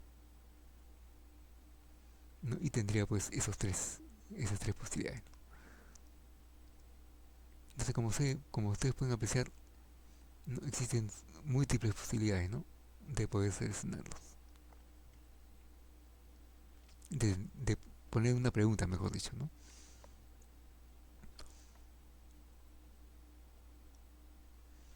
Bien. Entonces aquí nos da otra visión, ¿no? Dice, se supone que este experimento se realizó sin reposición. O sea, quiere decir de que una vez que se extrajo el rollo, ya no se volvió a su sitio. Esa palabra con reposición, sin reposición, se usa mucho en el curso. Mm, Aunque en realidad los mayor caso de los eventos, donde los problemas que vamos a ver es sin reposición, ¿no? De que lo que ocurrió ya quedó así, no, no va a haber posibilidad de que se saque otro.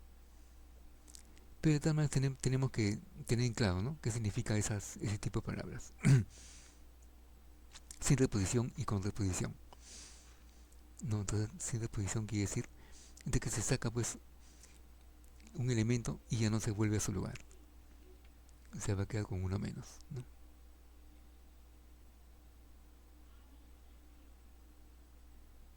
Entonces, si sin reposición va quedando uno menos, pues.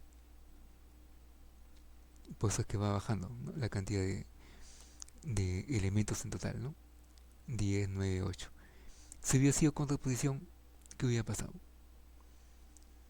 O sea, como el elemento que se extrajo vuelve a su lugar, entonces quiere decir que siempre me va a quedar el mismo número de elementos. O sea, quiere decir que ya no va a bajar como acá, sino que va a ser siempre 10, ¿no? Y como los elementos defectuosos o no defectuosos también vuelven a su lugar, siempre va a quedar también en la misma cantidad, ¿no? O sea, va a ser 3 décimos, 3 décimos. Es en el caso en que fuera con reposición.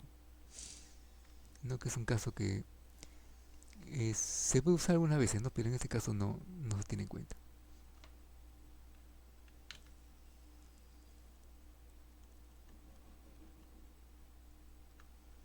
Ya, entonces el teorema de Bayes, que es uno de los más importantes, ya lo haríamos pues el jueves, ¿no? Ya con ejemplos.